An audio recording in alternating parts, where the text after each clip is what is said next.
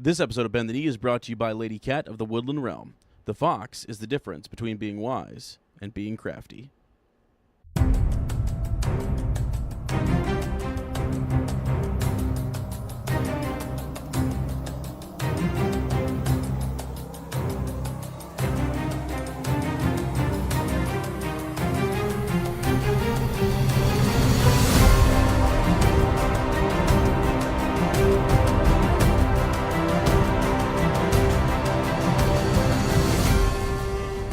Hello and welcome to Bend the Knee, a Song of Ice and Fire podcast. I am Sir Matt, the Bud Knight. And I am Sir Ezra the Watchful. Welcome to our Song of Ice and Fire book club.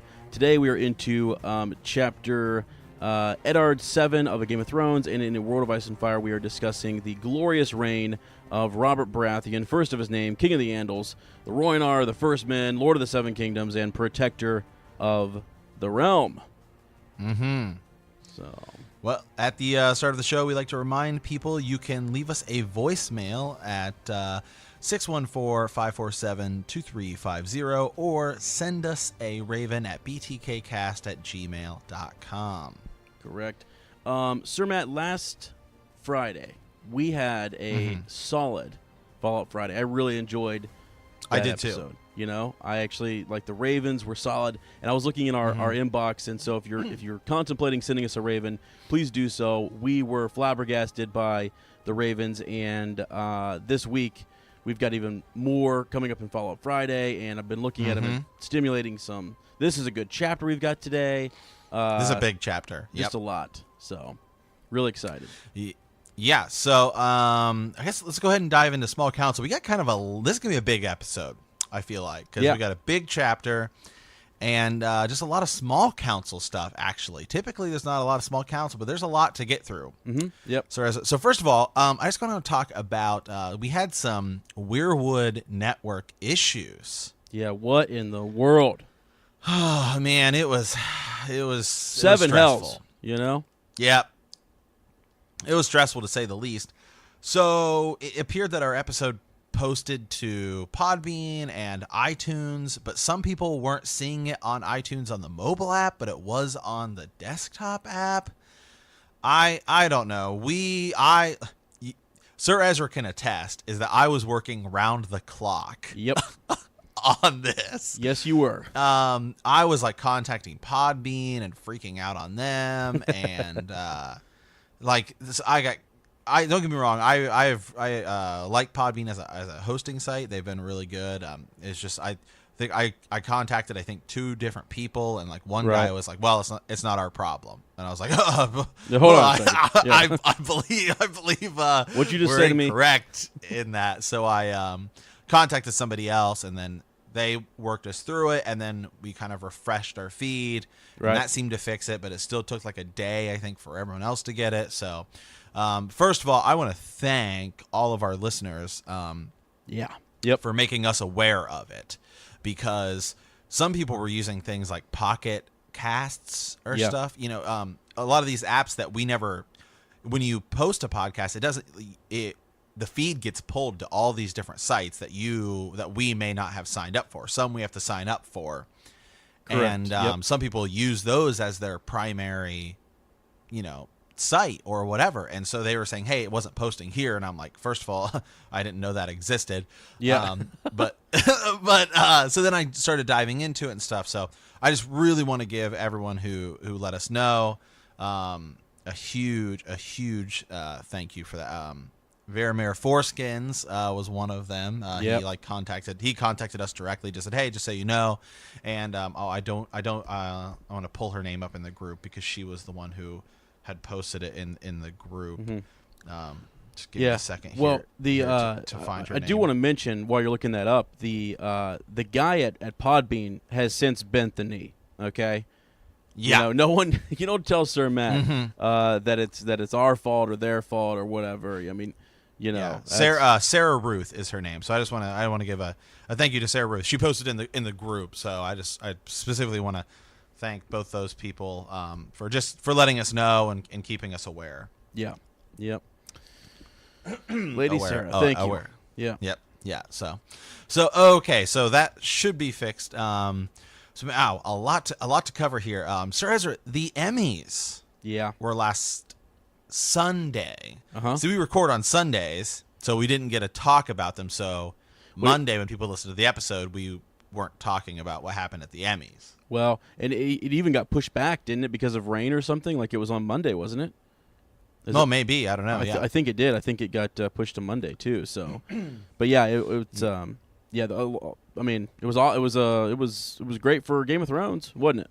Yeah. So Game of Thrones itself, actually, in the Emmys was kind of pushed back. We talked about this a while ago. Is that to qualify? I guess your show has to air by a certain time. So Game of Thrones was not eligible for last year's Emmys. Right. So they had to kind of wait a year, and I don't know if that helped them or hurt them, really, because then it kind of changed, I guess, what they would be stacked up against. But true. Yep. But they won a bunch of Emmys. They were nominated for a bunch. I'm just going to go through some of them here. Outstanding Drama Series. They won that, which is actually technically their third Emmy in a row. Because they missed that 1 year, but they have won Outstanding Drama for their past 3 Emmys in which they were eligible. Right. Yep. Eligible. Yeah. Outstanding Supporting Actor in a Drama Series. There were actually 2 Game of Thrones actors nominated. Nikolai Coster-Waldau. I never know if I'm pronouncing his name correctly. Yep. That is Jaime Lannister and Peter Dinklage. Tyrion Lannister and Peter Dinklage won, which I think is his that he has won multiple Emmys for this. Yep. Liana Headey was nominated for Supporting Actress. She didn't win. Outstanding Directing in a Drama Series. Alan Taylor was nominated, and Jeremy Podeswa for Beyond the Wall and The Dragon and the Wolf. So 2 episodes were nominated for outstanding directing, and then outstanding writing they were nominated as well. And then they actually won a bunch of the Emmys for things like makeup and costume design. I'm not going to go. I'm not going to go over all of those, but they pretty much cleaned house, right? Like in that realm. Really, their competition was mostly The Handmaid's Tale. Stranger Things had some nominations as well. Is who was kind of their rival. Yeah. So. Right. Yeah, and I was looking at statistics. They are so far ahead now for most Emmys by a drama series. I think really the only thing that is beating them in terms of total number of Emmys is like Saturday Night Live, which has just been going on for years, forever, years and years. So if you go by a scripted show, Saturday Night Live is scripted, right? It's just kind of live, right? Yep. It's a live show, but so a kind of scripted show. They had beaten Frasier, which I think had 37, which was the current record, and this is now. They're at like 47, so they have almost 10 more. So, wow. Well, that's awesome. I mean, that's I don't know. It's so good. It's been so good. It's changed the conversation on Monday mornings around the world. You know, Yep. It's just I don't know. Fantastic. They deserve it. They deserve it. So does Peter Dinklage, by the way. So yeah. So I can only imagine that next season's, when that comes out, is probably going to win a ton of Emmys. So. Boy, I hope and so. they win other awards and stuff like that. Writers Guild. Some of those other not like the Emmys is the big one. So for television. So okay, moving on. An interesting. I kind of posted this in the group. An interesting kind of a quote by Gurr when talking about the Winds of Winter. Yeah. He had just kind of said, this is a very complex book. This book is reported to be nearly 1,500 pages, and that his writing is slow. And he says, he talks about he had talked in this interview about how he's not gonna he's trying to stay away from production stuff from the show, and just focus on the book. And he had just kind of said, I wish I'd been done 4 years ago. Yeah. So do we. So do we. But we love him, and I love him for that. I love him for being honest about that, and really, I think there's a lot to do. I mean, he wants to finish this strong, and he has so many of those, as I've said, threads that have gone out that he is working on, and they need to come back together. He's got to weave it all together, and it's tough. Yeah. So he said that he's actually skipped set visits for this final. He skipped set visits for the final season in order to get his final 2 books finished. So it is interesting, though, that he has been, in some of his recent interviews, he has been saying books plural. Okay. I just find that interesting, and then how he's talking about it. But he did go on to kind of say, Fire and Blood is coming and stuff like that. So right. Okay. So it's just. Do you think we'll get it next year? I do. I really do. I do. I feel very strongly in that Winter will finally come out. It'll just, whether it's published next year or he will say it's finished. Yeah. Can I tell you though? My prediction is that it's coming out after the show. Actually, I've switched. Yeah, I do. I've moved it around. Yeah. I'm kind of with you on that. And I just think because the hype that's leading it, like, let that finish. Once that's finished, then cool. Then we can move on to you're done, and then people will turn back to the books. You know what I mean? Mm-hmm. So I don't know. That's my thought. I don't know. We'll see. So yeah. So yep. And we do have Fire and Blood coming and stuff like that. So speaking of Fire and Blood. Gur tweeted, and they just the Brazilian cover for Fire and Blood has been announced, and every once in a while they show these just alternate covers that are coming out in different in different countries. Books and stuff. Yeah, countries. Yeah, man, the Brazilian cover looks freaking awesome. Yeah, I think it looks way cooler than the cover we're actually getting. Yeah, it's really neat. It's got this. I think we'll post this in the group, correct, or on the page. I guess that is this Aegon the Conqueror? I don't know. It seems like a long-haired person. I thought Aegon had kind of shorter hair, but I don't know. So. Well, it could be Visenya. It could be Rhaenys. It would have to be. It would kind of have to be. So. I figured that'd be who they would choose, but and then also, what is that a keep behind the dragon, or is that because if that's a keep, it looks like Harrenhal. I know that may be what it is. Yeah. So anyways, really really awesome cover. We'll have to post that so you guys can take a look at it because quite impressive. So yeah. So I don't know. Just I love it. I love seeing the alternate work for different countries and things because different things sell better if you do it that way. So. Yeah. Yep. So, all right here. Well, let's dive into the glorious reign over in A World of Ice and Fire. Yeah, head over to the Maester study here. I think this is only about, Sir Matt said it's about a page. So he is going to, as he always does. I'm just going to read it. Yeah, start off, read a little bit of it. It's not much to it, really. So. Nope. So, since the fall of House Targaryen, the realm has prospered greatly. Robert, the first of his name, took charge of a fractured Westeros and swiftly healed it of its many ills inflicted by the Mad King and his son. As his first act, the unwed king took to wife the most beautiful woman in the realm, Cersei of House Lannister, thereby granting to House Lannister all the honors that Aerys had denied it.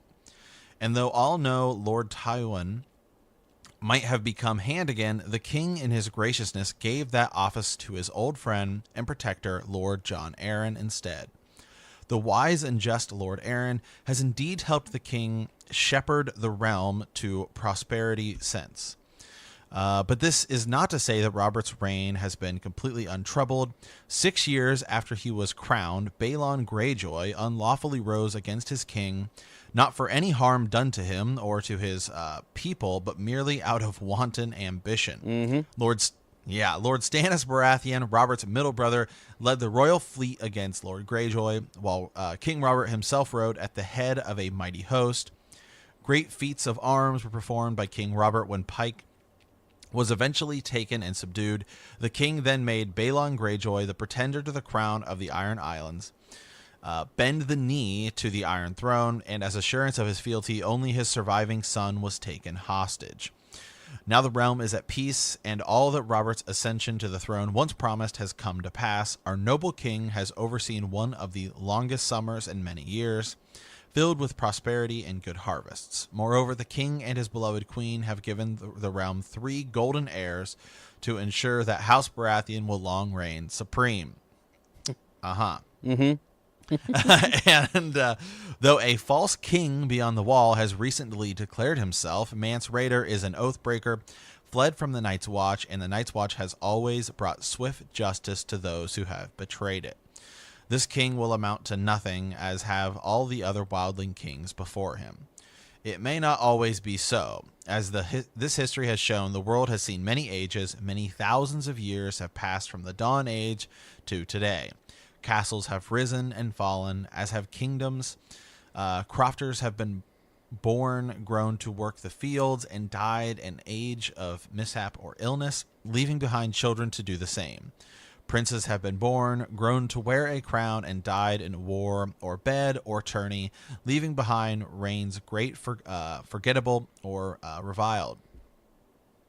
The world has known ice in the long night, and it has known fire in the doom. From the frozen shore of Asshai by the shadow, this world of ice and fire has revealed a rich and glorious history. Although there is much yet to be discovered, and more fragments of Maester Gildane's manuscript are located, or if such incomparable treasures are uncovered, more of our ignorance may be sponged away. Yeah. But one thing can be said with certainty. As the next 1,000 years unfold, and the thousands beyond that, many more will be born and live and die. And history will continue to unfold as strange and complex and compelling as what my humble pen was able to lay before you here. No man can say with certainty what the future may hold, but perhaps in knowing what he has already transpired, we can all do our part to avoid the mistakes of our forebears, to emulate their successes and create a world more harmonious for our children and their children for generations to come. In the name of the glorious King Robert, first of his name, I humbly conclude this history of the kings of the 7 kingdoms. Wow. Wow. That is interesting. And it's interesting because today's chapter, we actually are going to talk about Robert and his reign. Mm-hmm. You know, at one point, you know, it talks about that there was no really major, and this is the histories, right? So it's right. the history of Robert's reign up to this point when, our series kind of kicks off. And if you look at Robert and you evaluate whether he was a good king or a bad king, Eddard will do that this chapter. They actually have that discussion. Mm-hmm. Is he a good king? And he's hopeful, you know, and not to skip way ahead, but he's hopeful that since his good friend is here, he can be a better king, you know? Right. And so I don't know. I thought this was kind of neat. This kind of really fit in with our chapter today. Yeah. So I guess what do we? So for the upcoming chapters, now that we've kind of finished the kings, we have it kind of gets broken down into the regions. Right. So that's probably what we're going to be talking about until Fire and Blood comes out for the Maester study. Yeah, and honestly, it's not anything to take lightly. There is actually quite a bit once you've had that history with the kings of Westeros, since the conquest. It goes back in. It will actually. So with the North, I think from what I've read before, it takes us back even to its first formation. You know, and when they were kings. You know, so before Aegon's conquest, which is neat. Yeah. Right into his conquest. So yeah, and it talks and it just kind of lays out some of the big important houses, right? Some of the important keeps as well, like the castles and keeps, and just it's kind of like it yeah. kind of breaks down the world, really, just kind of what we see, and so it's pretty cool actually. It's we get kind of like what kind of crops are grown there, what kind of people, what are issues that have specifically troubled that region.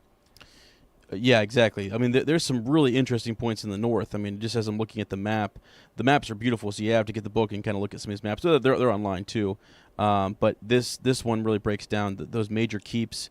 Looking at Deepwood, Serwyn, the Dreadfort, just. Yeah, I mean, right here, I'm just to tease something that will be coming up at some point. Remember when we first started, we were talking about how on the Iron Islands there was the Seastone chair, and nobody really knows how it got there. Yeah. So, I just have this pulled up here, just a little teaser. Were the first men truly first? Many scholars believe they were. Before their coming, it is thought Westeros has belonged to the giants and the children. But according to their faith, the Ironborn are a race apart from the common run of mankind. We did not come to these holy lands from godless lands across the sea. We came from beneath those seas. It's just, it's pretty cool. So that's kind of what we'll be talking about going forward. Probably we should actually have this finished by about the time Fire and Blood comes out. So yeah, yep, I hope so. They're actually pretty. There's quite a bit to them. So the Maester studies have been kind of short recently because of we've chunked it up in such a way that it matched the chapter, and they also were just short. So when you go back and you look at the north, there's quite a bit there. So I think next week we'll have a decent sized Maester study to kind of pick apart. So looking forward to that. Mm-hmm. Okay, I think is that it then for the Maester study? Pretty straightforward. That is it. Now comes a pretty lengthy chapter. Quite a bit happens here as we move into the reread here. So, okay, last week for the recap here, we were in Sansa 2. Sansa was at the tourney, which will be kind of continues here. Sir Gregor Clegane had killed a new made knight named Sir Hugh in a joust. Yeah. And after a victory, Loras Tyrell gave her a rose. After that, she had a little walk with Joffrey, but then kind of ordered the Hound to escort her back to her chambers. And Sansa is then told how the Hound got his scars. Yeah. So, all right, before that, the last time we were talking about Eddard, Eddard was having a small council meeting talking about the upcoming tourney.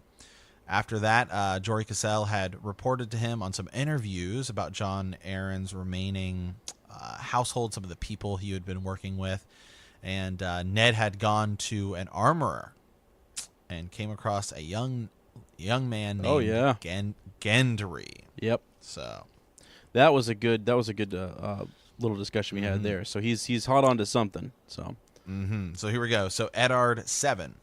After viewing the body of Sir Hugh, Ned and Sir Barristan Selmy struggled to convince King Robert not to compete in the melee.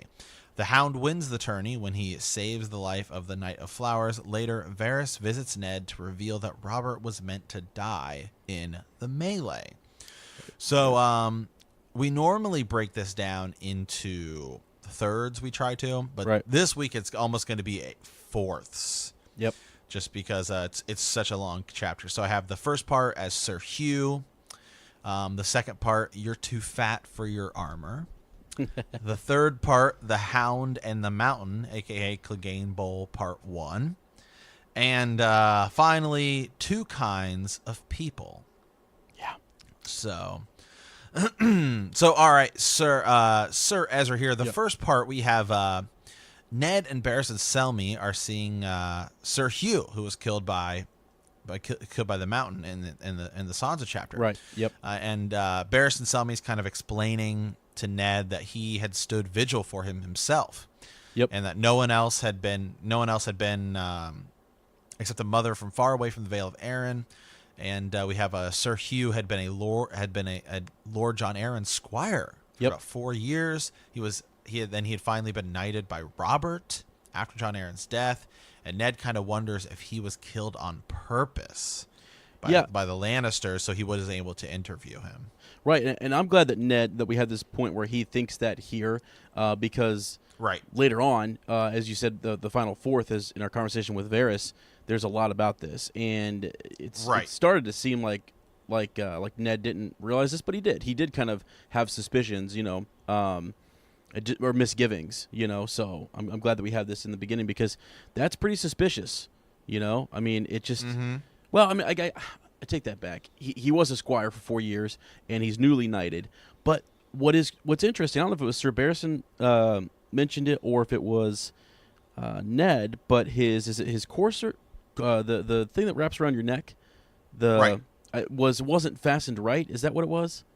Yep. By his own squire. So Sir Hugh is like, I almost wonder, and it doesn't say this, but was that intentional?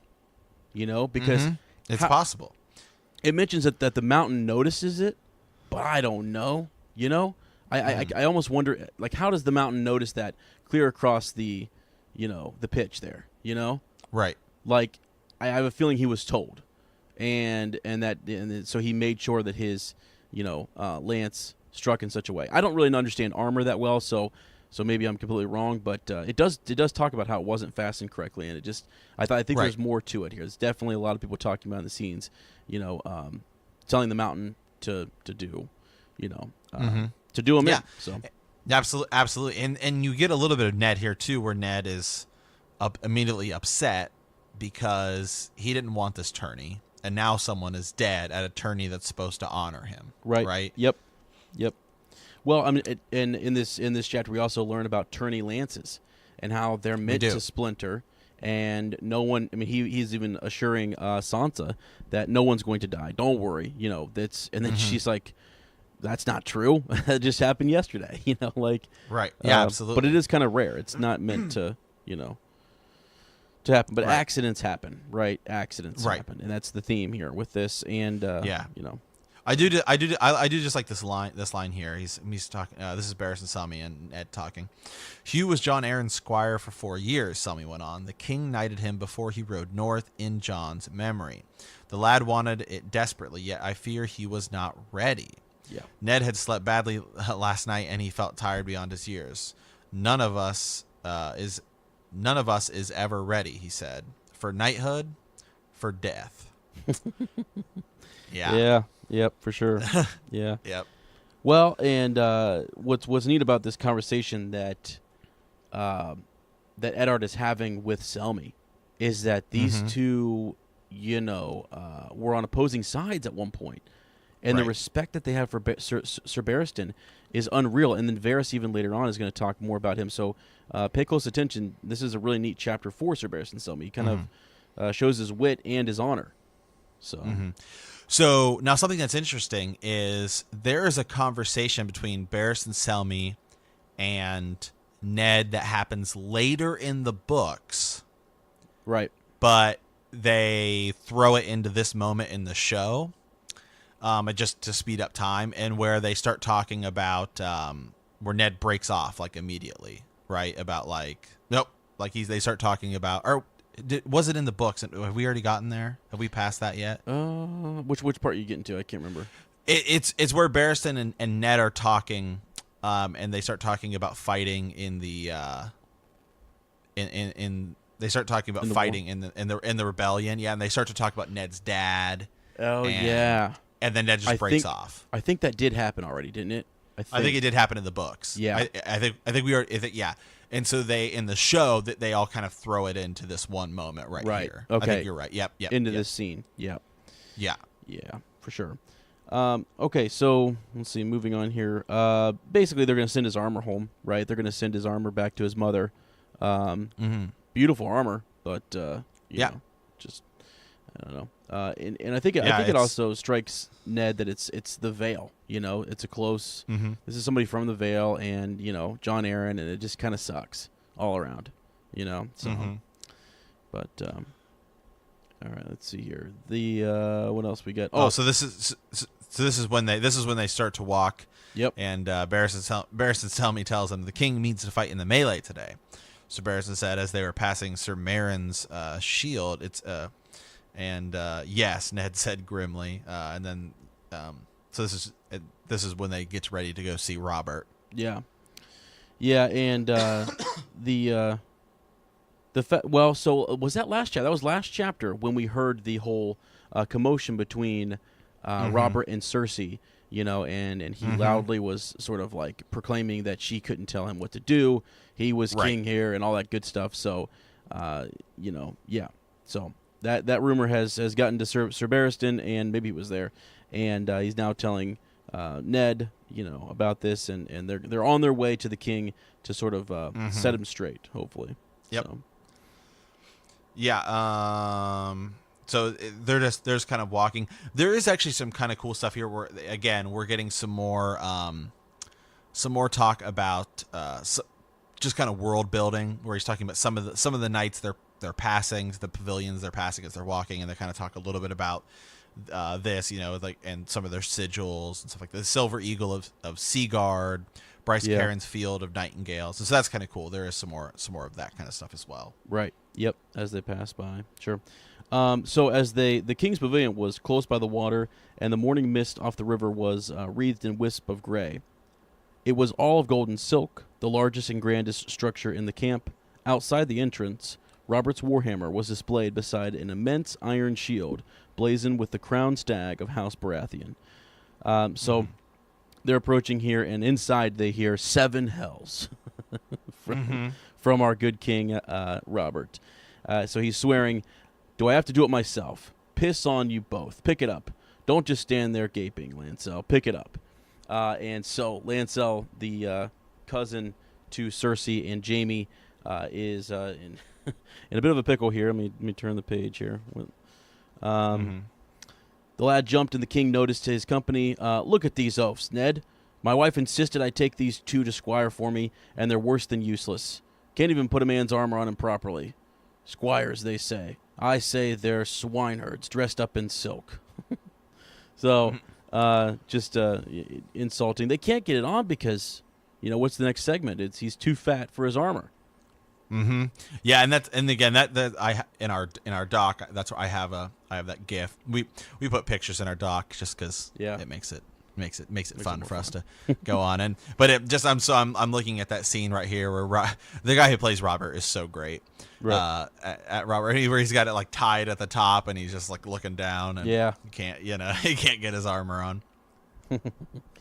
So and then just when he tells Ned, right? He tells Lance, or when he tells Lancel to go get the breastplate stretcher. Right, yeah, and it's basically so in front of them though, Ned is the one who calls him fat. Just flat out just calls him, tells him how it is. The boys are not at fault, he told the king. You are too fat for your armor, Robert. And so this is pretty book to show. This is actually pretty straightforward.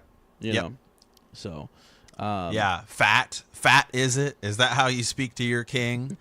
And then he starts laughing. Damn you, Ned. You're always right. It's so great. Well, and it is great because it is sort of like Ned's not afraid, and I think that's the great part about this chapter is that while he is in this camp and while this tourney is going on, more and more people are seeing him speak truth to the king, and it's sort of like what blows me away is that in a world of ice and fire, Robert is known for his mercy, and he's known for being merciful. He's not the mad king taking people's heads off for different things, but people run around scared and don't know how to take him, or they don't know how to stand up to him, and it's like he's not going to kill you for giving good advice. He's actually going to appreciate it, and I think that is what he may get upset. I mean, he may get upset and scream and yell. Right. So why don't more people speak truth to him and stuff? I think he's almost sometimes daring them to. But they won't. In his eyes, they're just cowardly, And so, I have to believe that Varys has, little birds and spies, little birds, whatever, ears and eyes here in this camp, and is noticing these things. He's noticed it on the small council, and he's noticing it right now with these 2 squires. I'm sure they leave and they're talking. They might even be laughing afterwards, about the idea that the king was just called fat. Somebody just had the nerve to call him, what he is straight to his face, which is something. So then they have a good laugh about, sending them for the breastplate stretcher. Yeah. So but then Ned kind of has he starts to have a little internal monologue or internal thought here about they're both Lannisters and how He's still kind of surrounded by all these Lannisters. They kind of talk about it a little bit about, how Jon Arryn may have actually set him up to fail without really realizing it. Yeah, they're going to talk about that for sure. Yeah. Yeah, a very ambitious family, Ned thought. Yep. He had nothing against the squires, but it troubled him to see Robert surrounded by the Queen's kin, walking and sleeping. The Lannister appetite for offices and honors seemed to know no bounds. The talk is you and the Queen had angry words last night. Right. This is where Robert kind of starts to talk about it a little bit. Then this is where we actually kind of move into Robert talking quite a bit. And this is, I think, probably the most backstory onto Robert's character and kind of his drive, at least for in this book. Yeah. That you really get, I think, is all right here. Right. And so the thing I have highlighted here is, this is from Robert. I sit on the damn iron seat when I must. Does that mean I don't have the same hungers of other men? A bit of wine now and again, a girl squealing in bed, the feel of a horse between my legs. 7 hells, Ned. I want to hit someone. And because then we go on to talk about it, and he talks about how, because he's king, the most fun he had was when he was winning the Iron Throne. Yes. Not once he actually was king. Nope. No, and actually they're going to talk about that very shortly. They the idea that he kind of almost says to Ned, "You should be here. This should be your thing. Why am I the one wearing this stupid crown?" Yeah, you or Jon Arryn should have been the one to take it. Right, and Ned just says you had the better claim, which we've talked Robert, about. And I don't think Robert really did want the throne. No, I don't think he did. Robert just wanted revenge. Right. Yep. He really did. Well, I don't think he didn't really care about the rest. Well, he knew. Well, yeah, you've got the situation with Rhaegar, and then his good friend, Eddard, his father and brother are killed. And then the Mad King calls for them to be killed. So really, it's sort of like at that point, enough's enough, and Jon Arryn, calls his banners, and it's just like it's time for war. And it's crazy that it is Jon Arryn, right, who calls those banners, and really, I'm sure that we'll get some more at some point where Robert is talking about, or maybe urging Jon Arryn to call his banners to help him, and then he's going to sneak back to the Stormlands and gather his forces and stuff. But boy, can you imagine being in the Vale listening to that conversation? So I don't know. And that's Jon Arryn is that character that there's somebody else who would be great to get a POV chapter from. If we were to get a kind of, maybe in the epilogue or something, of Winds or or Dream of Spring. I do think we're going to get one. I think we're going to get a POV kind of flashback chapter. Really? Yeah. I do. I think because I think that would be the best way to kind of do it. Yeah. Okay. Be interesting. Maybe and I think it'd be cool if it was from Jon Arryn, because Jon Arryn is a super important player. But he's such an afterthought because he's dead when the show starts. Yeah. Or when the book starts, either way. But why didn't Jon Arryn try to take the throne? He's the older one here. Why wasn't he taking it? I don't know. Yeah, I think Ned, maybe it's one line here, but maybe they both agreed that he had the better claim in his heritage to the Targaryens, because he is actually descended from Targaryen blood. Right. So I don't know. The way I think we might get some more from Jon Arryn is possibly like a letter that he penned that was found, or something, or just something that was left behind, or left to his son. I have no idea, but something that might tell a story, right. Yeah. Or maybe we get a Bran thing. Yeah, we could. Yeah, sure. We could get that too, for sure. So also, I wanted to mention that I had mentioned it earlier, but this all starts, his dialogue starts with him telling, Ned that the woman tried to forbid me to fight in the melee, and that's going to come up later with Varys when he talks about that's like the thing right there. The fact that she did that she forbid him to do something. Good grief! Oh, absolutely, yeah. Complete manipulation. Yeah. So, but let's move on here. So he wants to hit someone, as you said, and Barristan Selmy kind of gets it right here in that, Your Grace, it is not seemly that the king should ride in the melee. It would not be a fair contest. Who would dare strike you? And he's, what? They're all going to strike me. What are you talking about, Sir Barristan? It's sort of his thought there. But Sir Barristan's right. Yeah. No one's going to hit the king. Right here. The king rose to his feet, his face flushed. Are you telling me those prancing cravens will let me win? For a certainty, Ned said, and Sir Barristan Selmy, agrees. And he doesn't get that. He thinks that, and he would hate that. He would utterly hate it to get in there and no one actually try and fight him. Absolutely. I have a question for you, Sir Matt. Do you think that Sir Barristan, I think he's just giving good advice here. I think he doesn't want to see his king go out there. Maybe he does know that there's potential for him to get hurt, and that's why he's making this point. But does he know about the plot, or does he know that there might be a? You know what I'm saying? I don't know. I don't know. I think we would know, because I feel like Barristan Selmy would have told Daenerys later when we find out his, when he's kind of revealed to be Barristan Selmy and he's kind of trying to win Daenerys' counsel, because it takes him a long time to kind of win Daenerys' trust, to really win it. For sure. And I feel like he would tell her, be like, well, there, maybe some of the plots that were meant to kill even Robert Baratheon. So I feel like maybe he would have, right. So I don't know if he knows of any plots, but I'm sure he certainly can see, this would be a bad idea. Yeah. It's just good counsel, and I kind of wondered if maybe he is looking for things that could be dangerous, right? I mean, in general, he knows that there could be a danger or an accident, but his job is to seek those, is to sort of be on the watch for that type of stuff, and he's the only one, I think, who would truly be about his duty trying to do that. So right. Well, and Barristan Selmy also is probably one of the only people who Robert really, of the men in the Kingsguard, it seems like he's really only the one Robert really kind of has respect for. Yeah. And I just, cause if Jaime told him that, I think Robert would get pissed and actually fight in the tourney. Yeah. Right. For sure. That's a good point. Yeah. And so it's interesting because I think it's Ned and Barristan Selmy saying, no, you probably shouldn't do it. Right. Yeah.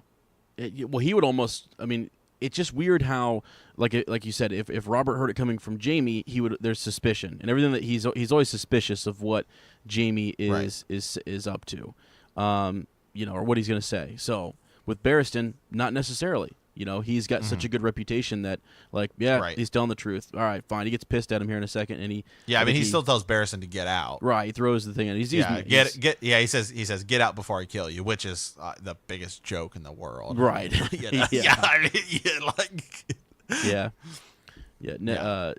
then Ned was about to follow, but he calls out, "Not you, Ned." He wants to talk to him, so. And then he pretty much orders Ned to drink while he starts talking. Right. Yep. So. Yeah, and so then here's where he's talking to Ned, and we had been talking about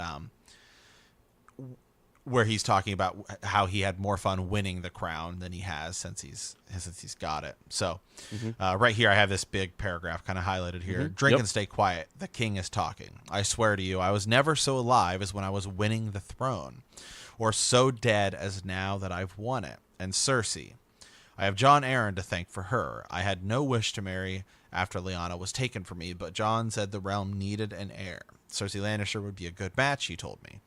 She would bind Lord Tywin to me should Viserys Targaryen ever try to win back his father's throne. The king shook his head. I loved that old man, I swear it, but now I think he was a bigger fool than Moon Boy. Oh, Cersei is lovely to look at, truly, but cold. The way she guards her cunt, you'd think she had all the gold of Casterly Rock between her legs. Here, give me that beer if you won't drink it. He took the horn, upended it, belched, wiped his mouth. I'm sorry for your girl, Ned, truly. About the wolf, I mean. My son was lying. I'd stake my soul on it. My son, you love your children, don't you? And so this is interesting too. Then he goes on to say, "Let me tell you a secret, Ned. More than once I've dreamed of giving up the crown. Take ship for the free cities with my horse and hammer, spend my time warring and whoring. That's what I was made for, the sellsword king, how the singers would love me. You know what stops me is the thought of Joffrey on the throne, with Cersei standing behind him, whispering in his ear, 'My son, how could I have a son like that, Ned?'" And then he kind of goes on to say here, and he says, "It doesn't trouble me that the boy is wild." He doesn't say he is. He says, "You don't know him as I do." Yep. And that's really all he says. Yep. So is he I don't know, Well, he knows he's messed up. He knows he's kind of got this twisted. Because we had seen there's something in the wiki, and I can't remember exactly where it is, but is that Robert had beaten Joffrey once for like killing a cat or something, and trying to act like it was a big deal. Oh, really? Huh. Okay. Yeah, it had come up when we were talking in Fallout Friday about the cat's paw and if Joffrey was the one who hired it. Oh, okay. Yeah. Yeah, I remember it's somewhere. I think it's like Jamie is remembering about Joffrey and like Robert smacking him across the face or something. Okay, gotcha. Yeah, I mean, I think he knows that he's messed up. He's got a violent nature. It's more than just being wild or whatever. There's like there's a darkness. I guess is what he sees, and I think it's neat that what keeps him on the throne is that idea that this is what's I'm better for the realm than that, which is crazy to think about, but that's sort of what he believes. So right. Yeah. So they go on with their conversation. Let's see right here. Perhaps you're right. John despaired of me often enough, yet I grew into a good king. Robert looked at Ned and scowled at his silence. You might speak up and agree now, Yeah, I know. Yeah, that part's pretty great. Like he's expecting him to say, "Yeah, right, exactly." Right. He says, "Your Grace." Ned began carefully, and then Robert doesn't even want to hear it. He cuts him off and says, "Say that I'm a better king than Ares and be done with it." And that's true. That is right. That's what Robert doesn't think that he's the best king. I don't think he thinks he's a great king. He believes, and he said right there that he's built and he was made for warring and whoring, and that's it. And that's okay with him. So I almost feel for him sometimes. That this burden is pressed on him, and he feels like this duty to sit there and govern. So let's see. He says, "This is when they start talking about the food fight they had in the Vale, which is great, and it gives you some more insight to Robert as kind of a kid." Yeah. Well, actually, right before that, they're talking real quickly. They're talking about the tourney. They kind of switch they talk about Mace Tyrell's boy, which I thought was cool. I thought that the way that they kind of brought him in here, they were wondering, who was going to win. And he said, "Have you seen him? Have you seen Mace Tyrell's boy, the Knight of Flowers, they call him? Now there's a son any man would be proud to own to," which I thought is a huge compliment, for the Knight of Flowers. "Last tourney, he dumped the Kingslayer on his golden rump. You ought to have seen the look on Cersei's face. I laughed till my sides hurt. Renly says he has this sister, a maid of 14, lovely as a dawn." Yeah. So there you get some of the Tyrells, but and we get more of the Knight of Flowers here in a bit too. So we'll come So then it talks a little bit about it kind of shifts gears here. It's talking about them having breakfast, and then they just start talking about this food fight they'd have right when they're at the Eyrie. Yeah. And it had a barrel of oranges, and he says one of them had gotten rotten, so he flung it across his table and hit Dax right in the nose. And then they start talking about it, and then it's just going back and forth. And it's just interesting because that was the boy that he had grown up with. He thought this was the Robert Baratheon he'd known and loved.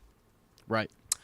And this is where you really kind of start to get Ned having this kind of internal thoughts about like if Robert would believe me. Because remember before he was kind of like, how could I bring this to Robert?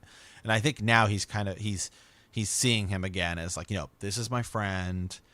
If I've got to just get a little more evidence, I can bring this to Robert and he'll understand.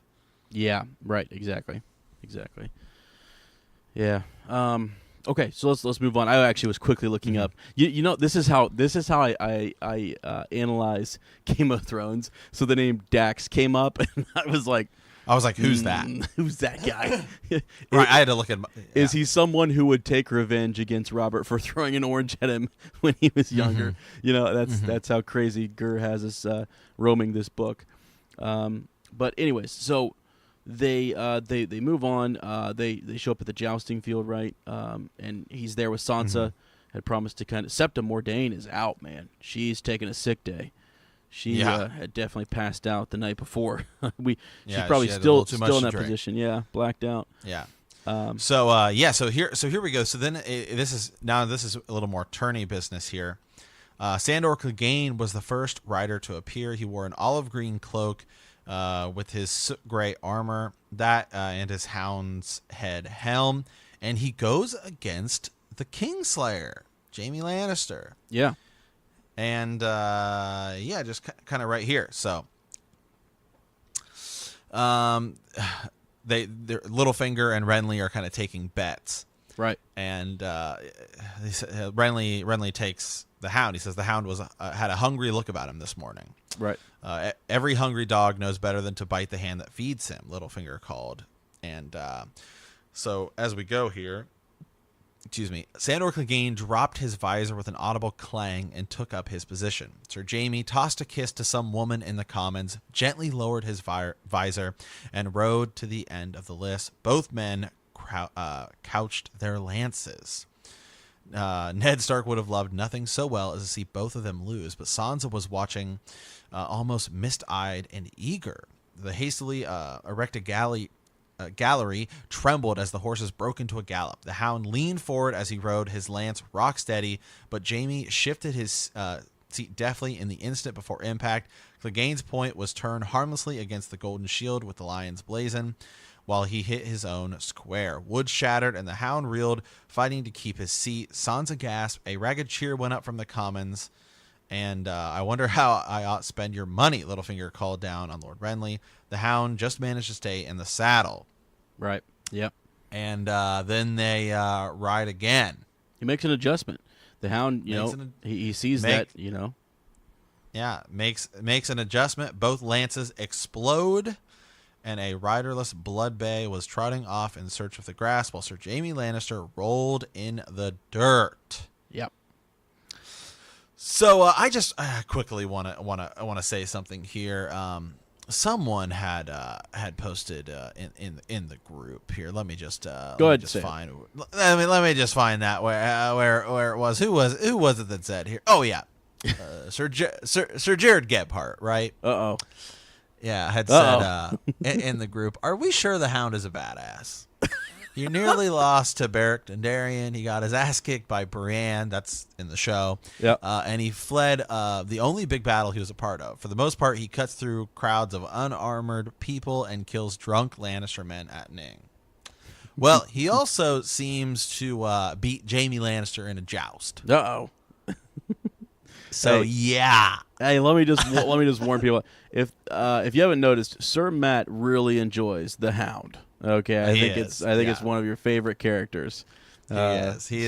He's my second favorite. He's my in the show. Yeah. I mean, Jon Snow is my favorite character, but it's kind of like you have like those like three kind of like main characters in the show. It's like Jon, Tyrion, and Daenerys, and those are like the main characters you could argue. Then everyone else is like secondary. Yeah. Yep. So Jon is my favorite character in both the books and the show. Right. But the Hound is like of those secondary characters, he's by far my favorite. Yeah. So, I mean, hey, he makes the adjustment. I actually, when I was reading this, kind of forgot that he did unseat Jaime Lannister, and the adjustment that he makes, and it's actually a great little scene because Jaime's like helmet, can't come off, and he's like blind, right? So he has to be guided off to a blacksmith where they can kind of undo his helmet, which is just crazy. Yeah.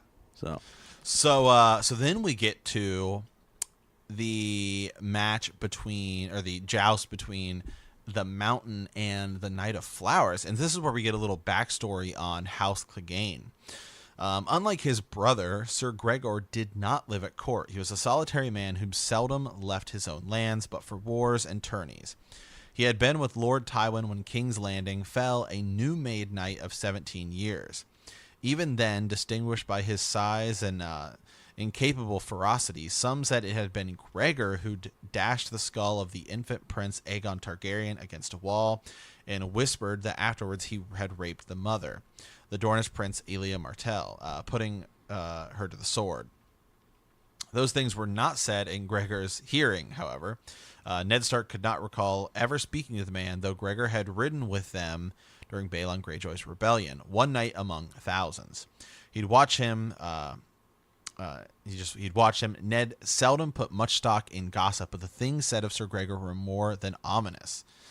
He was soon to be married for a third time, and one heard dark whisperings about the death of his first two wives. It is said that his keep was a grim place where servants disappeared unaccountably, and even dogs were afraid to enter the hall. And there had been a sister who had died young under queer circumstances, and the fire that had disfigured his brother, and the hunting accident that had killed their father. Gregor had inherited the keep, the gold, the family estates. His younger brother Sandor had left the same day to take service with the Lannisters as a sworn sword, and it was said that he had never returned, not even to visit. Yep. Boy, you think Ramsay Bolton is messed up. This guy is kind of... oh, absolutely. On a different level. Yeah, I mean, there's a lot... Well, a lot of it's secret, but not so secret, you know? Mm-hmm. So... And Sandor kind of, before had mentioned this last, it was with Sansa, just sort of that how dark his brother is, Mm-hmm. So yeah, absolutely. Kind of crazy, man. So yeah, we get that backstory there, and then the Knight of Flowers made his entrance, and a murmur kind of runs through the crowd. Yeah, and total opposite. Total opposite, right? He's beautiful. Sir Loras Tyrell was slender as a reed. Well, yeah, and that's crazy. So they talk about the size, and I don't know if we mentioned this, but just the idea, is that coming up with where they compare him to Hodor, right? And how he even kind of, they say he's closer to 8 feet tall. Yeah. The mountain. So I don't know if we mentioned that, but I wanted to I always kind of forget how big he is, Yeah, he's even bigger than Dunk. That's what I was thinking. Is Sir that Duncan the Tall, yeah. Yeah. So, but... Yeah, so, okay, the Knight of Flowers is in here, and he's slender, dressed in this suit of fabulous silver armor polished to a blinding sheen. He's got all these different flowers woven into, his cape or whatever, He's got his, whatever that's called. And he's got a bunch of tiny blue forget-me-nots. The Commons realized in the same instant that... as Ned had, that the blue of the flowers came from sapphires. A gasp went up from 1,000 throats. And so, there's a lot of sapphires in... Yeah, where are these sapphires coming from? A Game of Thrones. Where are they getting all these sapphires? I think there's a sapphire island. There might be an island full of them somewhere. Maybe there aren't sapphires at the sapphire island because they're all taken. They took them all. Maybe they did. I know. It's crazy. It's just interesting that there's so many mention of them. So, well, and right, we talked about. Remember, it was just last week. What is his name? I forget. I'm blanking. They were right. They had runes. They had those the rune stones right in their armor. Gosh, right. who was it? They were from the Vale. I can't remember. No, not Connington. Good God. Yeah, I know who you're talking about. Okay. But yeah.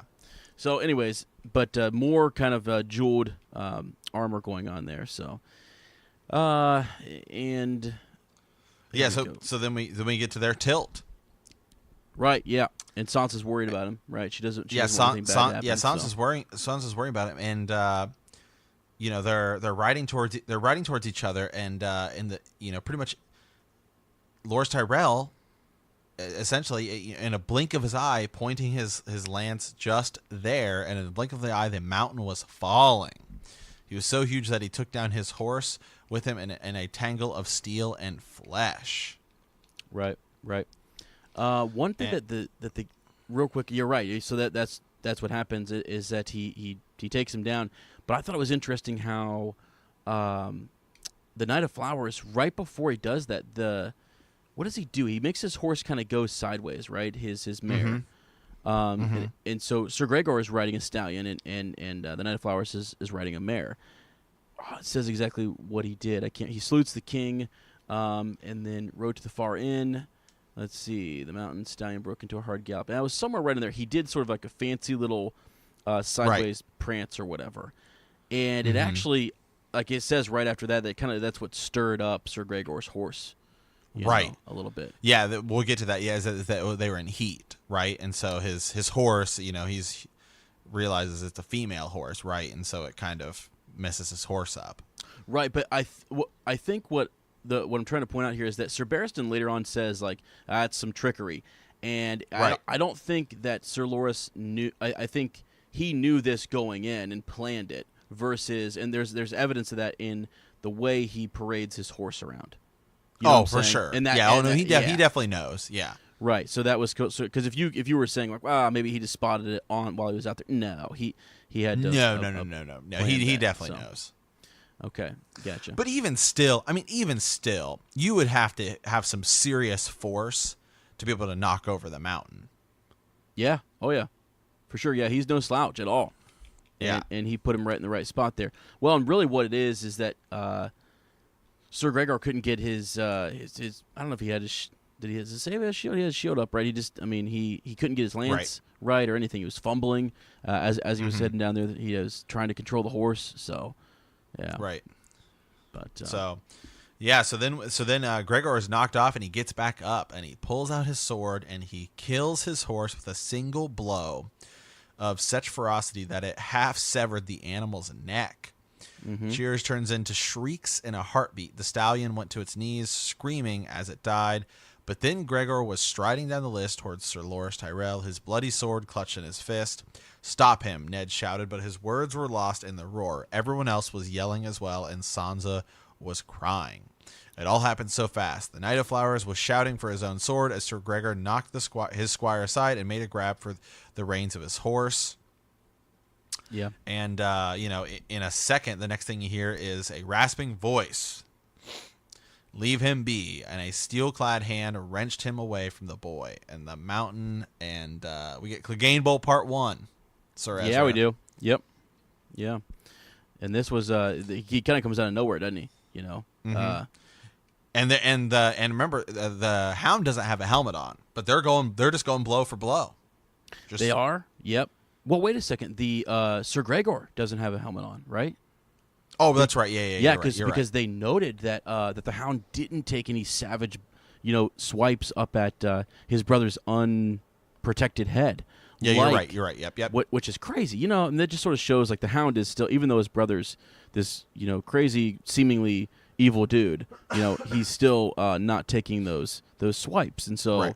Well, I think when we think about the Mountain, I don't think it's ever really that the Mountain is like this amazing swordsman.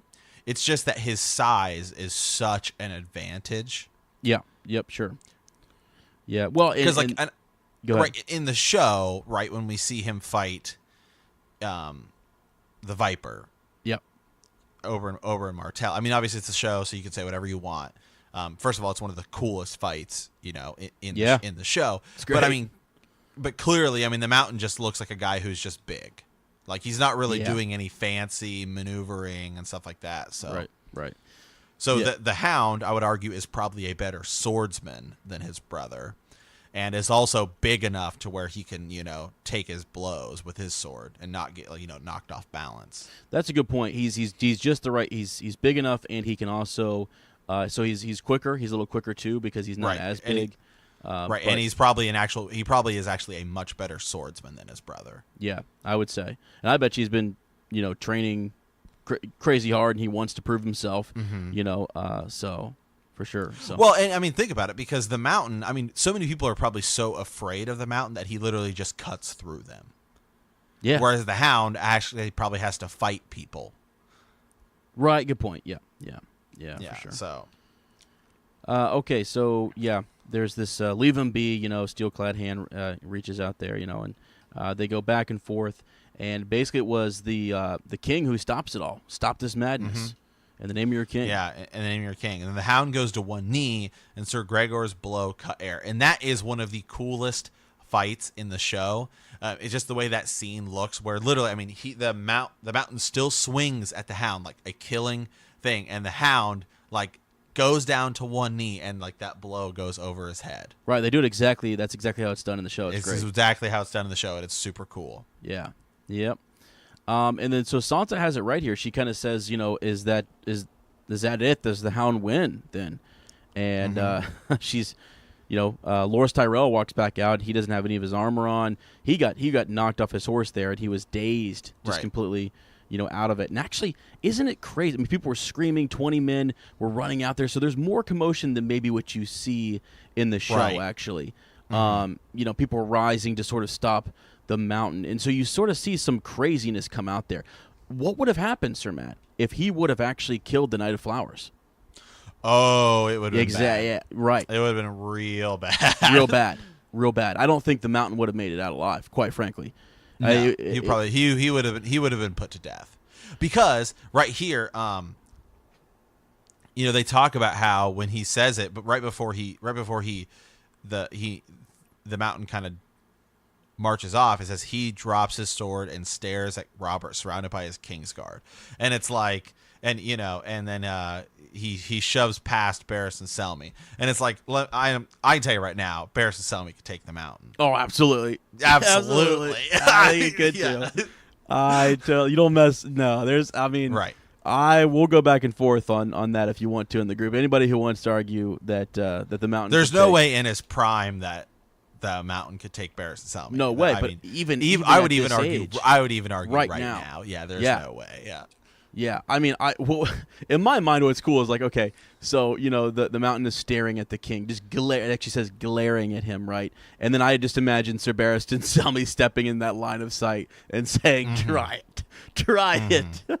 Well, Jaime Lannister is also there. I don't know that at this point in time, when Jaime has both of his hands, that the mountain could take Jaime Lannister. Yeah, I mean, maybe you're right. You might be right. Yeah. In that hand-to-hand sword combat, yeah. And he would also have to get past Eddard Stark. There's just no way.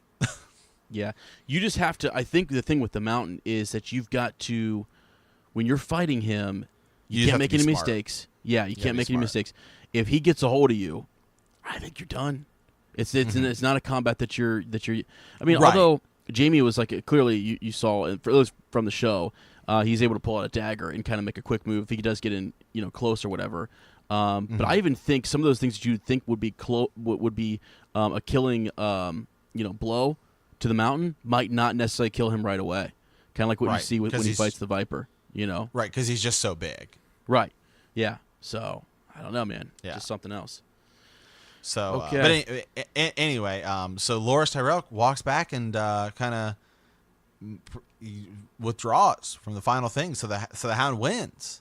Yeah, he gives it to him. He says that he owes him his life. So the Hound. So you're telling me that the Hound wins a tournament? He won. He did. He won the Hand's tourney, in which the Mountain is a participant, and Loras Tyrell and Jaime Lannister. Yeah, he at least wins. Wow, that sounds pretty badass to me. Yeah. Yeah. I'm just. I know. I know. Yeah. Boy, it's funny. I know. No, Sir Jared's gonna get after I'm just teasing. He's gonna get after you. Yeah. Sir Jared Gephardt's gonna get after us. So, no, I'm just all right. teasing. But so anyway, so the Hound kind of takes his money and leaves. Yeah.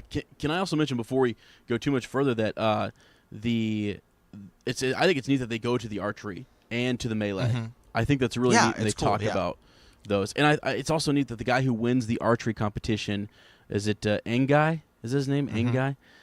Is a boy, right? And he's a commoner from the Dornish marches.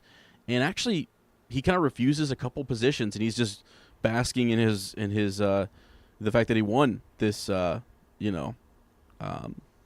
Yeah. Because doesn't Eddard give him sort of a position in the Hand's Guard? Yeah. He wants to, in the Hand's Guard. So he refuses. So what's his deal? Who's he? Right, and there's actually... Are we going to see Engai again? Yes, we are. Do we? Yeah, we do. Yeah. Yeah, which is kind of crazy. So, okay, just real quick, I know that we do. I just gotta look it up real quick. We see him later. So in a Game of Thrones, he's there. A Storm of Swords. He is with the Brotherhood Without Banners, a party that captures Arya Stark, right? So he's with them, and he's now a follower of R'hllor. So he just yeah, right. So when I think it's when Beric Dondarrion goes around to gather some men with him. I think he takes him with him from the from King's Landing later on. You know what I'm saying? Pretty sure. After Beric's final death, a part of the Brotherhood, including Angai, who apparently go their separate ways, their separate way from those who chose to follow the resurrected, vengeful Lady Stoneheart. Yeah. Yep. So he is actually with Edric Dane. Mm-hmm. And that other group right now. Yep. And so let's see. Tom Seven Strings, whatever his name is, says that he could put 3 shafts through you before you could hope to reach us. And that's when he's talking to Arya Stark there. So, yeah, I knew there was a guy who was with them that had a crazy shot. You know what I mean? So. Mm-hmm. Kind of crazy, right? Kind of cool that someone like that kind of sticks around and might crop up later on with maybe the new Sword of the Morning, kind of with him. I don't know. So, and then, and what's also neat is maybe this tourney is where a lot of friendships and stuff are made, because then you've got Thoros of Myr wins the melee. Mm-hmm. Yeah. No, that's super cool. Yeah, I want to read the part about the melee. The melee went on for 3 hours. Near 40 men took part, free riders and hedge knights and new-made squires in search for reputation. They fought with blunted weapons in a chaos of mud and blood, small troops fighting together and then turning on each other as alliances formed and fractured until only one man was left standing. The victor was the Red Priest Thoros of Myr, a madman who shaved his head and fought with a flaming sword. Mm-hmm. He had won melees before. The fire sword frightened the mounts of the other riders, and nothing frightened Thoros. The final tally was 3 broken limbs, a shattered collarbone, a dozen smashed fingers, 2 horses that had to be put down, and more cuts, sprains, and bruises than anyone cared to count. Ned was desperately pleased that Robert had not taken part. Yeah. But I just when it talks about Thoros of Myr, so remember, Thoros also beat Beric in the joust. Beat who? Oh, wait. Yeah, he did. Yeah, he did. Yeah, he did. He beat. So how badass is Thoros of Myr? Yeah, he's good. He's a madman, is what they say. He's crazy. Yeah, right. And he scares the heck out of people with that flaming sword. But yeah, and they said that in the Greyjoy Rebellion. He was one of the first over the walls, and he was leading the charge. In some regards. So just this drunken priest. So yeah. Okay, so basically after that, it's real cool to kind of see all 3 different facets there of the tourney. We get Ned is walking back. He and he comes across Arya, right? Mm-hmm.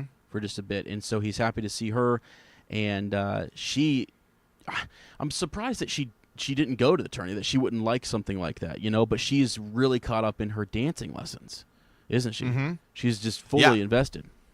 Well, and she's talking about all the different things Syrio's making her do, and I just have one really interesting part here. Yeah, Syrio was teaching her to see. Ned frowned. The man Syrio Farrell had come with an excellent reputation, and his flamboyant, bravosy style was well suited to Arya's slender blade. Yet still, a few days ago, she had been wandering around with a swatch of black silk tied over her eyes. Syrio was teaching her to see with her ears and her nose and her skin, she told him. Before that, he had her doing backflips and things like that, and then she talks about they're going to be chasing cats. It's just, these are the kind of lines... Mm-hmm. For these big theories, right? Where they're hidden inside chapters. Yeah. Yep. That's like, so it's like here this whole chapter is about so many other things, but this one little part about Arya here is where you have to pull it to tie into the is Syrio Jaqen H'ghar. Why would he have her wearing? It's just interesting that she loses her eyesight and he teaches her how to fight. Yeah, it is. It is actually, and he's. this style of fighting is really suited for her, and it makes a lot of sense that she's with Pharrell. But yeah, that's interesting that she's working on balancing and using her other senses, her sense of smell and her hearing, right? So, which is all things that it's sort of a prep. It's almost, I wish she would have had more time with Syrio, Then she doesn't really need, all that, doesn't need, air quote, that training later on. Maybe it comes faster, I guess. Maybe it does come faster to her because of this training. I could be, that could be a thing as well. So, okay. So I don't know. Yeah. I just find that interesting. Yeah. Just find it interesting. She's going tomorrow. She's going to go catch a cat, though. That's what she's going to do tomorrow. We're going to catch cats. So, and actually, it's crazy that Ned kind of thinks, like, is this guy a joke? Like, what's going on? It's a completely different style. And I almost wonder what Sir Barristan Selmy would think of Syrio Forel, because it's a completely different fighting style. And I know that Jorah Mormont talks to some of the Dothraki about the way in which they fight, and how it's just different, versus that wearing, armor, versus, the different types of swords. You were talking about this when we first started everything, the way in which that would work. I wonder how, Syrio's style would match up. And we know later on he's a boss against a couple different folks, but I guess a great sword master like Barristan Selmy, because Barristan Selmy is actually offered as someone that Arya could go work with, Right. And I think that's crazy that he feels like he could. I mean, what a shift again that Ned is willing to put, Arya and trust Sir Barristan Selmy with, like, training his little daughter, Right. Just would have been. It's a super cool image for me to think about. But anyways, she's having a blast there, and so very interesting. All right, much later. So then much later, they kind of goes back to his chambers where he's visited by first he's got the blade out, he's got the dagger out, and he's kind of just looking at it and thinking about, why would the dwarf want Bran dead? Why would anyone want Bran dead? The dagger. He's just thinking about all the connecting pieces, and then kind of the next thing then he starts thinking about some of Robert's bastards. Sure. Yeah, which we talked a lot about. Right, and he's trying to put some pieces together, and he's thinking about the little girl he had. Yeah. And then the next thing you know, there's a knock on the door. Right. And a visitor comes in. It's a stout man, mud-cracked boots, heavy brown robe, and he kind of smells gross. Right. And he says, "Who are you?" Ned asks. "A friend," the cowled man said in a strange low voice. "We must speak alone." Harwin leaves them, and he realizes it's Lord Varys. Yeah. Which is crazy. He says, "I might have passed within a foot of you and never recognized you."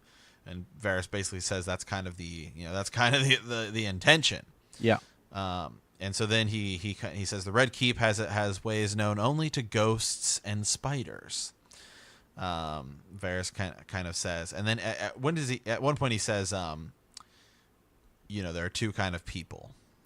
At some point he says there's those that are loyal to the realm, and those that are loyal to themselves. Loyal to themselves. Yep.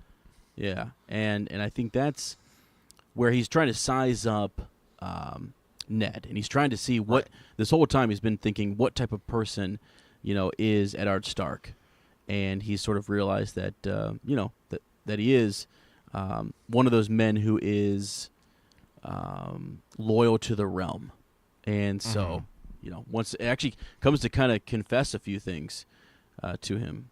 So yeah, and I mean he Varys kind of lets Ned know, or kind of talks Ned into kind of where you kind of pose questions so that somebody kind of gets it. Yeah.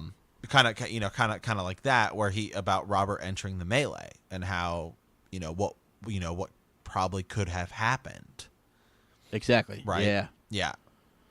Well, yeah. I mean, so she forbade him to fight in front of his brothers, his knights, and half the court. Tell me truly, do you know any sure way to force King Robert into the melee? I ask you. And right there, he gets that sick feeling in his gut. He's like, "Wow, there it is. That's absolutely." Because he's not built. Ned's not built to think in this reverse psychology type of way. This kind of actually irritates him. That that's what's going on here. No one's straightforward. It's just it's not good. So right, yeah, it's just a different way of thinking. It's a different way of doing things. Yeah. So and then he goes on, just describes that there's 40 riders. Obviously, there's a chance that amidst this chaos that something could happen. And so first of all, to start, Varys is the one who absolutely, as he's sipping on his wine, says that he needs to tell, Ned that Robert is in danger and that he is actually, potentially that they wanted him, they had hoped to kill him during the melee. And, he says, Ned says, who? And he says, if I need to tell you that you're a bigger fool than Robert, and I am on the wrong side. So, he wants to kind of help here. I think, and I wonder about Varys' motivations because he wanted to help the Mad King. Now he wants to help Robert. Is he someone who is a man for the realm? What's like the good of the realm? How is being on the side of the Mad King good for the realm? But we don't really know all of that, and that's another discussion for another day. But he always says he's someone who's a man for the realm. Is this all one great giant big facade, and he's just working to get, or was he being true, to the Targaryens back in with the Mad King, and now the facade is on. Now he's pretending to kind of order things the right way. I definitely don't think he wants.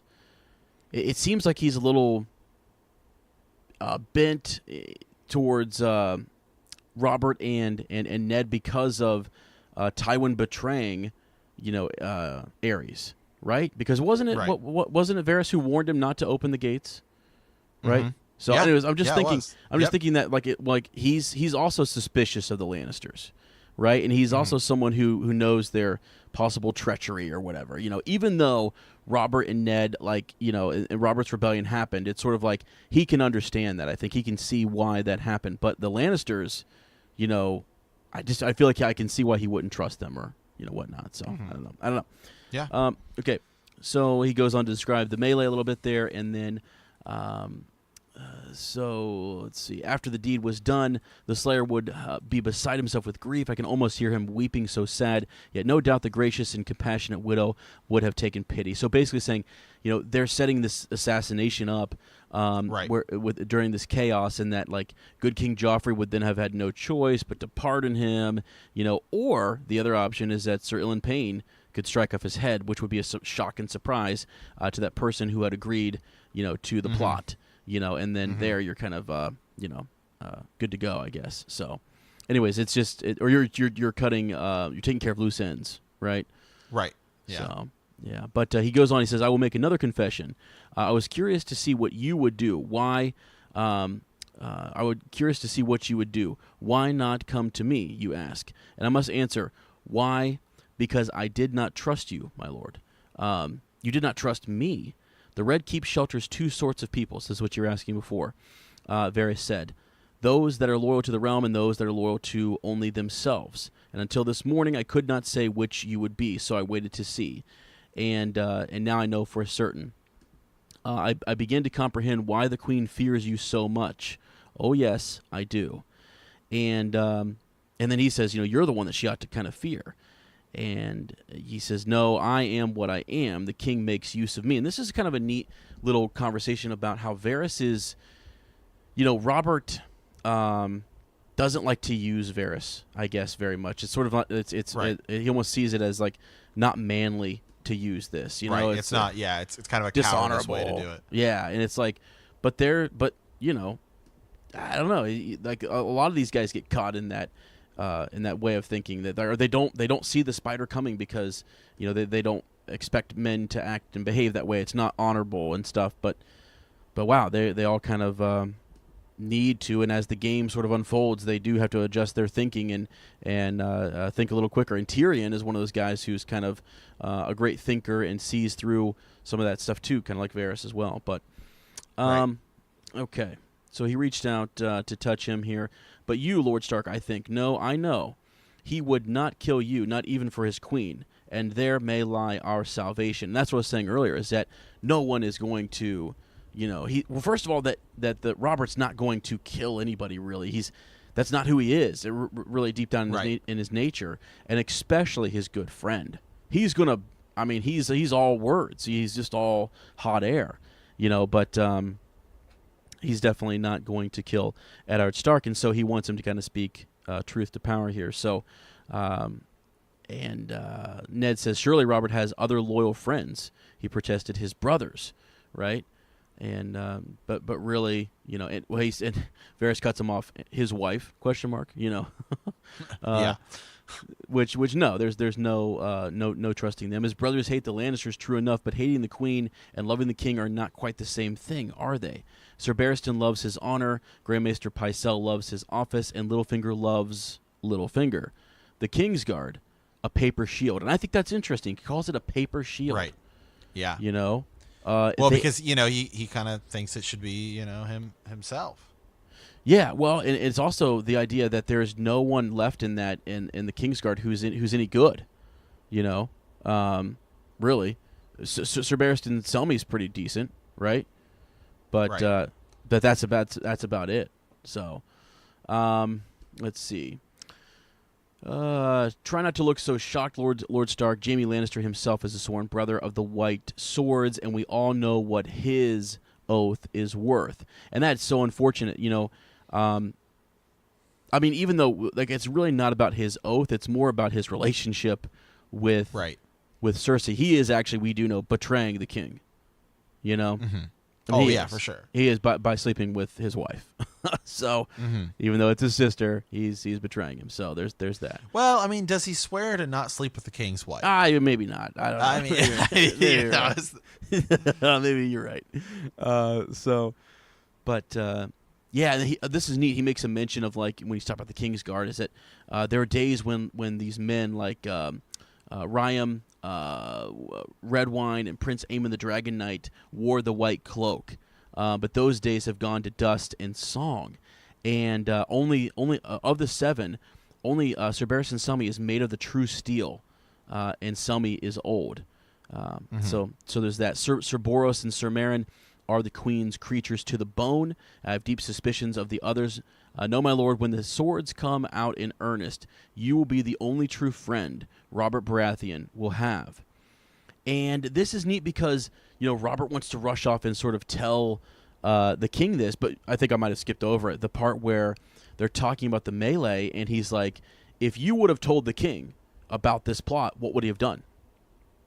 The king would have said, damn them, and I'm going to enter, and no one can kill me, even if they try. Let's see them try.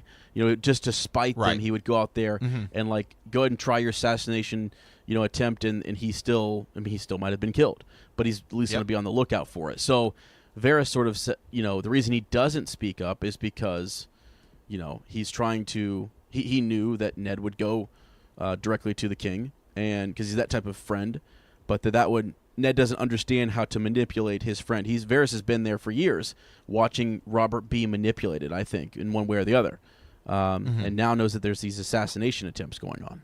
So, which you think those started fairly recently, correct? You think? Yeah, and I wonder why. I wonder if Cersei just kind of waited until Joffrey was old enough. Okay, maybe that, or I'm thinking too that Jon Arryn has really, since. Maybe nothing would have happened, but once Jon Arryn started asking these questions, that she's really nervous, and it's sort of like, okay, time for me to just, accelerate the plan here, get my son on the throne. And because I guess theoretically Robert would have Robert still probably would have died young. I mean, considerably, just given his lifestyle. Yeah, I mean, he's for sure. I don't know though. Aegon was it Aegon the fourth? Aegon the fourth would be super old, so maybe. Yeah. But I mean, theoretically, you'd still probably think. I mean, just given his lifestyle, he's probably he can't live to be that old. Yeah. So, for sure. So, anyways, Ned wants to kind of tell Robert still, and he says, "What proof do we have? We've got my words against theirs, little birds against the queen and the kingslayer, against the brother and his council, against the warden of the east and the west, against all the might of Casterly Rock. Pray, send for Sir Ilan directly. It will save us all some time. I know where that road ends." Basically that and Robert is kind of in a pickle. They really need some solid evidence. Otherwise, the Lannisters are going to have sound logic to sort of say, you're just here stirring up trouble, I think, and so they'll kind of be on the right there. So you can't come forward, too quickly. You got to have some good proof. But Varys is kind of, coaching him along here, and to kind of wrap this up, he says, let's see, what does he say here? Oh, send for him directly. Yet if you will say or if what you say is true, they will only bide their time and make another attempt. And so Varys says, yeah, it's true. That's going to happen. You are making them most anxious, Lord Eddard. And that's interesting. The Eddard being there has really possibly caused them to speed up their plans, maybe. My little birds will be listening, and together we will be able to forestall them, you and I. He rose and pulled up his cowl. His face was hidden once more. Thank you for the wine. We will speak again when we see you next at the council. Be certain to treat me with your accustomed contempt. That should not be difficult to do. He was at the door when Ned called. Varys, how did Jon Arryn die? And then Varys says, I wondered when you would get around to that. And then he says, tell me. And he tells him the tears of lice, I think. Lice? Yep. Tears of lice. They call it, and it's a rare, costly thing, clear, sweet as water. And they start to kind of discuss, how that was the poison. And then that I think Varys says that he wanted Jon Arryn to take on sort of a taster, and that he wouldn't do that because, again, one of those things where that's not a manly thing to do. Why would I do that? When it's like, well, there's treachery going on here. This is, poison is a woman's weapon, as is said earlier. And so there's that. But they were asking about who was around Lord Arryn and who was, who could have given him that poison. And that's when they start to kind of talk about Sir Hugh and his squire being the only one who didn't travel back with Lady Lysa, right, back to the Vale. So he stays behind and all of a sudden gets all of this wealth and gets knighthood and all these different things. And so isn't that interesting? He stands out from everyone else. And Varys is kind of, telling him that it's Sir Hugh. That's the one who did it. So right. But and then there's that. And then basically he says, but why? Well, all these years, why would they do that now to Jon Arryn? And he says it was because he was asking questions. And that's it. He slips out the door, and that's the end of the chapter. He's asking questions. And so, now they're going to be looking for, it's either kill the king, get this over with, and then maybe that will stop, Eddard from looking or asking questions, or they're going to have to switch to taking out this hand. You know what I'm saying? Right. But he's just shown up, and they don't really know him yet, and they had figured out Jon Arryn. They knew ways in which they could get to him, which is crazy. It almost makes me think maybe manipulate Jon Arryn. Well, and the other thing is Jon Arryn was really kind of being manipulated in a bunch of different ways. He didn't know. You have like the Cersei camp, and then you have kind of the Littlefinger camp doing his own thing. Right. Yeah, right, with his wife and stuff like that. So, well, it almost seems like to me that everyone in King's Landing sort of has a way. I almost imagine like a list. Some portfolio where it's like, if I ever need to get to this person, here are the things I can do. And it's just sort of like, wow, they're all sizing each other up at court. And it's just like, wow, it's such a crazy thing for these warriors to get involved in, like Robert Baratheon. That's why they suffer so much. It's just like, this is not what I'm meant for. This scheming and this during times of peace, people are plotting and politics are going on and stuff. That's not what Robert Baratheon is built for. And I really start to kind of, I wish he were out there warring and whoring, Right. So, I mean, it's what he loves to do. Do what you want to do, Yeah. So, I don't know. But, yeah. Let's move on. Yeah, all right. Well, let's see here. Send a Raven. Yeah, and I've lost my internet connection, which is fantastic. So if you wouldn't mind reading that one, I'll talk us through it. Oh, okay. Yep. Okay, no worries. Sir Matt and Sir Ezra, this may be an odd question, but have either of you ever come across any mystery surrounding Blood Raven's birth? This week, I've been listening to a knight of the Seven Kingdoms, and it's odd how often Egg refers to Brendan Rivers as being baseborn. Every time Dunk corrects him, saying that Bloodraven is bastardborn, not baseborn. It's a comment that is repeated in each of the 3 stories. It seems like an odd thing for Egg to say. Egg is smart enough to know the difference between that and Dunk is surely bastard would be insulting enough, so it is not likely to be a mistake and probably not an insult. So why say it? Any thoughts, Sam the Hammer? Mm-hmm. Yeah, I haven't come across anything that specifically is about Bloodraven's birth being kind of interesting. Sir Ezra, have you? Well, I mean, I think perhaps what is coming into question there is, and again, I just lost, unfortunately, my connection. Can you look? So he is the Melissa Blackwood, right? Wasn't that his mother? Yes. Brendan Rivers. Okay. Yeah. Brendan Rivers. Let me see here. He's one of Aegon the Unworthies. And Melissa Blackwood. Right. Okay. So I guess the maybe was there someone else around her that was, I don't know, that could have given birth to a baseborn type of bastard, like I guess, or did she lose a child and take someone else? I don't know. Like, I think they're kind of what's being said there is that this idea that she wasn't that his mother wasn't of a great house. Right. Is that sort of that's what I'm getting from the question? Right. Well, something that I had. This is remember a couple months ago where I was taking notes. Yeah. Because I was going through it, and some things that were said, and they weren't necessarily about his. They were just about bastards in general. That Egg was saying was that something about is that Bloodraven, because he was a bastard in the end, would betray the realm. Yeah. Mm-hmm. Like that part of it. And so that is interesting. So that goes into the whole, Three-Eyed Raven business, Three-Eyed Crow business.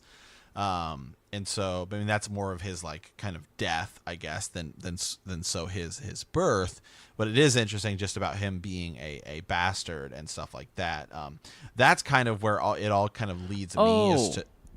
Gotcha. I'm sorry. Yeah. Keep going. I just reread the question. He's saying baseborn versus bastardborn. Right. Sorry. Okay. So what we're seeing from Egg is that he's saying that he's baseborn, and then Dunk kind of changes it and is like, no, there's a difference. Right. That he's bastard born. Okay. Right. I wonder if it's just that Dunk is, or I'm sorry, the Egg is a little confused, or I wonder if it's a teaching tool that Gur is using for us, to kind of show us. I don't think it is. Hold on, let me see here again. The baseborn and bastardborn thing, it may be in the Hedge Knight. I'm not remembering it specifically in the Hedge Knight. I do remember, however, both in Sworn Sword Second and third, and Mystery Knight, and especially in the second one. And actually, Sir Ezra, real quick, I'm going to pull up my Kindle app here because I have it highlighted. Go ahead. Let me pull it up here. This is why. Take a second and do that, because what I'm thinking is, like when you look at, and this is a great question from Sam, because just as I did earlier, I'm looking at every little line. Who is this person? How do they show up later in the series? Or why this word choice? Why is he doing this? Is he why is there this argument between Egg and Dunk in that series? Is it because and he does it in both books, I guess. Sam is noticing. So after he's already been corrected, why is he still making that error? Because if he's baseborn, that's more of a sort of not from a noble house, not from, he's more kind of like Dunk would be, I guess. Right. Yep. So. Because baseborn, you could argue is, I mean, that's just you're a nobody. Yeah. Right. Yeah, and he, I mean, I mean, he was. I mean, and still theoretically, actually, he is a legitimate heir because, Aegon acknowledged all of his bastards, and then it's later refuted that all of the non-upper, kind of upper class ones, the ones from lords and ladies. So Bloodraven is still theoretically a proper heir. Yeah. Right. Okay. Yeah. Well, yeah. I mean, he's like he'd be kind of like Edric Storm. He's an acknowledged bastard from House Aegon. Fort. Well, Aegon. Right, but technically speaking, Aegon the Fourth. Legitimizes bastards. Legitimizes all of his bastards, all of them, and then Darren, unlegitimizes all of the upper, highborn ones. Yep, gotcha. Yep, there so you theoretically, Bloodraven actually has a claim to the throne. Yeah. So, who's still alive actually? So he still has. Well, not in the show anymore. He's dead in the show, but in the books, he's still alive technically. Yeah, speaking. he's still got that claim, doesn't he? Yeah, he still has a claim. So that's crazy. That's absolutely crazy. Oh my gosh. Yeah, I don't know. Did you find any quote or anything in there? No. I'm trying to find it. Just real quick. That's okay. Where that passage is. Yeah. Yeah, it's something we can kind of look at later. I think, but I am kind of. We'll go take a more of a deeper look at it because it is kind of interesting as to why is Egg, if he knows Melissa Blackwood and he knows that she was one of those noble ladies there at court, even though she was a mistress, she still is of noble birth, and so I don't understand why Egg would be saying that, Mm-hmm. unless there is some mystery surrounding his birth more than what more than we realize, because those were pretty open. I mean, I think Darren and Darren's birth and Daemon's birth are actually the ones that are a little bit more. Darren's is actually more shrouded in mystery than any of the other ones. Really, Darren's right. good. When you think about the bastards, it's pretty straightforward. He's pretty open about his mistresses and their favor in court. Actually, Melissa Blackwood was well liked, and so, actually, she was really well liked, wasn't she? She was really well liked. She was. No, she was. By Aemon the Dragon Knight and oh gosh, or what? No, what did I say? Did I get the who? Gosh dang it! I'm gonna have to look all this up here. What was his Aegon the Unworthy? His wife, Nerys. What was her name? Something. Oh, Nerys Targaryen. That was yeah. Am I right in that? Yeah. But they super really liked Melissa Blackwood, so right. So there's that. But sorry guys, we're trying to kind of we're doing a lot of this on the fly. This is what happens with Ravens sometimes. Sometimes we have to do it on the fly. So I'm around. So anyway, I'm around that passage, and it's in the passage where they're with Eustace Osgrey, and Eustace Osgrey is telling them about he's talking about why he chose Daemon Blackfire essentially over Darren. Mm-hmm. And this is kind of what starts it, and he's saying why he felt he was the true king, and where that passage comes from is later. So this kind of sets it up, and Egg is saying, well, he wasn't a true king, and this is where he Eustace Osgrey says, well, if you'd seen him with the sword, and they go on to that, and so that kind of sets up the argument they have later. Where they start talking about Bloodraven a little bit, but they also talk about bastards, and that's where Dunk and Egg kind of get into it a little bit. Okay, all right. So yeah, I'm looking for it really quick here. I'm trying to find it. It may actually be at the beginning of A Sworn Sword. I know it's at either the end of Mystery Night or at the beginning of Sworn Sword. I thought I had it highlighted. I guess I didn't. I think I just took notes on it. Gotcha. Yeah, I mean, all it says, it's that he was a bastard son, the son of King Aegon the Fourth, where this is talking about Brendan Rivers, by his sixth mistress, Melissa Blackwood. He had two older sisters, Maya and Gwenys, and numerous half siblings. So there you go. So there's Melissa Blackwood actually had a couple other, children. As his mother was highborn, Brendan was counted amongst the great bastards. Like his bastard siblings, Brendan was legitimized by King Aegon the Fourth in 184 AC.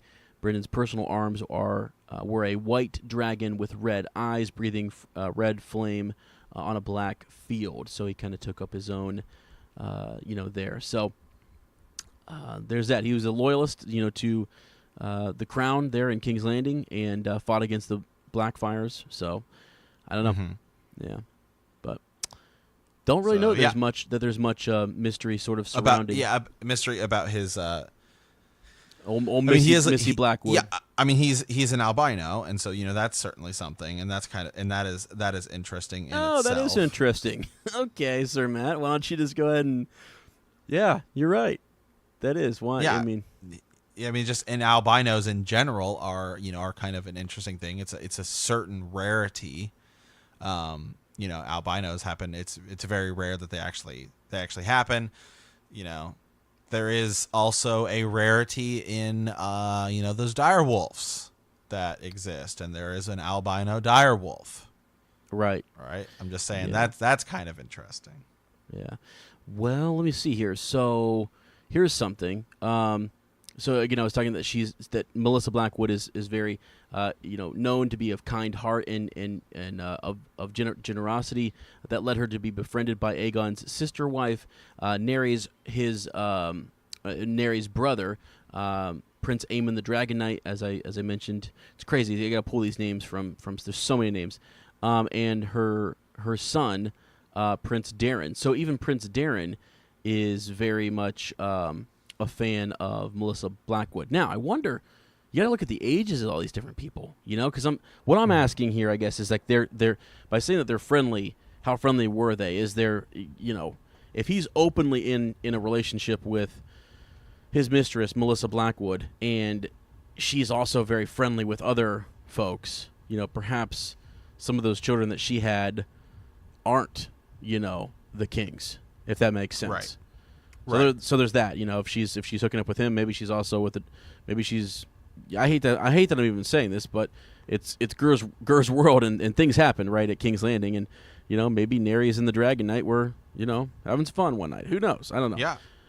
Maybe that's something that he's saying there. I have no idea. Or he's loyal to Prince Darren. Why does Brendan Rivers pick to be?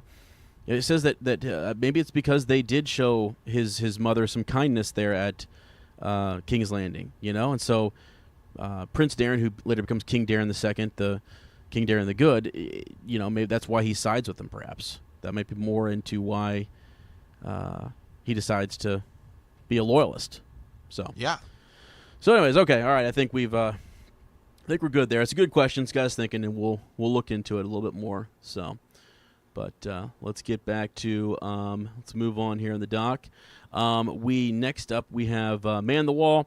Basically, guys, we appreciate all your support there on patreon.com/bend the knee. Head on over there. We've got different things we're doing. I think next Sunday we're going to go over the Hedge Knight. Sir Matt and I are going to kind of add that to our list of things to do. So we'll get that done and put that review up. We'll go way more. We'll go in depth with that discussion. So if you saw one in our earlier feed back in the days when this podcast had a different name, we will be definitely a little more in depth on our Patreon review there. Oh, so for that sure. will be kind of our Black Council for this upcoming month, and then we will have some different. Get some shirts, shirts are going to be going out again this week. So I had a couple people that hit me up that sent me their sizes, and I need to send those out. So you guys be on the lookout for those. And I think Sir Matt said he's going to update the newsletter for us here soon. So we'll get some news, kind of update patrons on where we're going, what the plan is, and we're looking forward to the next couple months. And it's going to be exciting. So we really do appreciate your support there. You have no idea how much that helps the show. Oh, absolutely. It is an enormous help. Yeah, we have a lot of things really quick, just kind of some things we've been, we've kind of mentioned. We have the rewatch. We're going to be getting that going soon. We hit a patron goal a while back, and the drinking game was something. So now we're Sir Ezra and I are a little bit closer, have a little more fleshed out about what we want to do. And some people had thrown out the idea that we should do it over Discord or on Twitch or something. That way people can kind of come in and join us. We can all kind of find a time, since we have all these different time zones. Right. I mean, Sir Ezra and I now have just our own time zone difference, 3-hour difference. Right. And so we have a lot of listeners from Europe that are really active, and so trying to find a day and a time that kind of works for everyone. Right. Yes. And, we'll be a little tough, but we'll work on it. Yeah. Yeah, and get that going. Just been working on that, and then a Discord server. We kind of mentioned that people kind of are interested in that, something where people can kind of hang out. Sir Ezra and I have talked about doing a Q&A because we finally actually kind of, got a Q&A question just about us. Yeah, and feel free to send those to us. We always kind of said maybe if we got enough of those, we would just kind of do a Q&A episode just about us. Whatever you guys want to know about us. I mean, what's Sir Ezra's social security number and his credit card account. It's fair game, okay? I'll give you guys that, and I'll really become a hedge knight. I'll just have to take off on the road, the open road. And I can give you guys mine and have fun with about the $3 in my bank account. So have fun with that. We talked about that. So if that's something you guys would be interested in, we'd certainly be willing to do that. So a lot of other things we have planned coming, special things. We're always, let's do this, let's do that. So yeah, yep. We'll keep you guys updated. If you want updates on some of that stuff, definitely our patrons are going to get the first updates as to where we're going. Absolutely. And stuff. So that's just, they support the show. They are patrons of it. And so we got to, we'll inform them. They're our bannermen, and we'll kind of then go from there. Yep. All right. Real quickly before I go, I wanted to mention after Fallout Fridays, Sir Ezra does. I hate to say this. I know everyone is really busy, but I honestly do have quite a bit going on. Maybe one day I'll pencil down my schedule if I have time and show everybody just where I'm at. I'm kind of running around all over the place, but I want you guys to know that I am following up on some of that stuff from Fallout Fridays, because Eric last week really, some of the stuff that he was mentioning with the Sapphire Island, I talked to Matt about it. We were looking at its relationship to Summerhall, Battle Island. I was doing some more speculation on that. And what was the other thing that we were looking at? Simeon Star Eyes. Yeah. I was looking at some of that, the connections to Sapphires.